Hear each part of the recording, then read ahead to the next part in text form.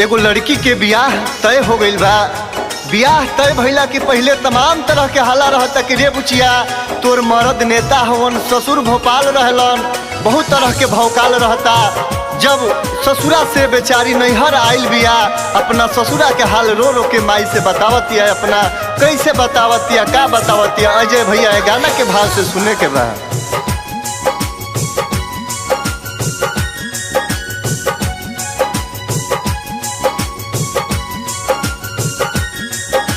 शादी से पहले हलर माई रहे बहुत बवाल, शादी से पहले हलर माई रहे बहुत बवाल। सैया हमार का दो नेता हुए, ससुर जी रहे ले भोपाल। सैया हमार का दो नेता हुए, ससुर जी रहे ले भोपाल। शादी से पहले हलर माई रहे बहुत बवाल। सैया हमार का दो नेता हुए, ससुर जी रहे ले भोपाल। सैया हमार का दो नेता हुए, ससुर जी रहे ले भोपाल।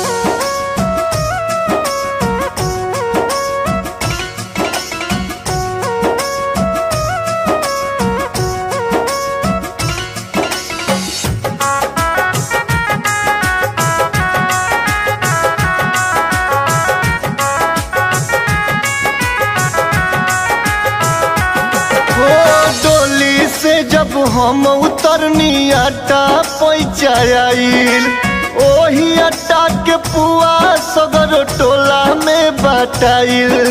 साझी बेरा छोटकी नदिया सोहनी को के रे आइल, घर में ओकरा खटिया ना बा सुते खाती पुआल। सैया हमार का दो नेता हुए, ससुर जी रहे ले भोपाल।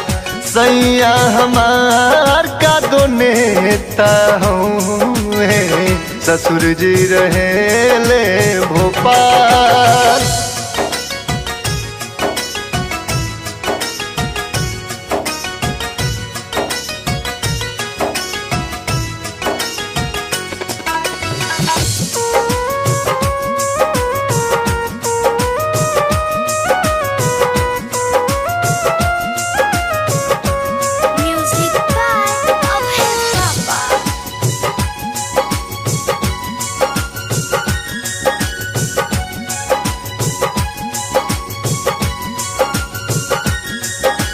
छोटे एगो देवर रे माई भाठा पर कमाला, जेतना उ कमाला सगरू झरिया में पी जाला।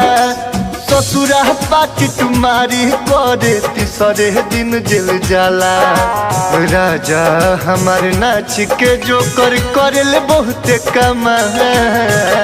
सैया हमार का दो नेता हुए, ससुर जी रहे ले भोपाल। सैया हमार का दो नेता हुए, ससुर जी रहे ले भोपाल। अरे माई, अरे जाओ ना का हाला रहे कि नेता हो रे माई, उ नेता ना रे, उ तो नाच के जोकर हो। जौन ससुर भोपाल रहे उ भोपाल ना रे माई, उ तो पाकिट मारी करेला रे माई। अरे जिंदगी हमारा खतरा में डाल दे रे माई, जा कुल गुड़ गोबर हो गए। ऐसा नहीं परिवार मिलल मन एको क्षण ना लागे। दिलवा के फरियाद रे माई करी के करागे। घर में बैठल मृदंग बजावे नाना तिरकिट धाधे। मन तीजे राजनाथ के बात तो होइत नहीं है। सैया हमार का दो नेता रहले, ससुर जी रहेले भोपाल। सैया हमार का दो नेता रहले, ससुर जी रहेले भोपाल। कुल झूठो कहानी रहे।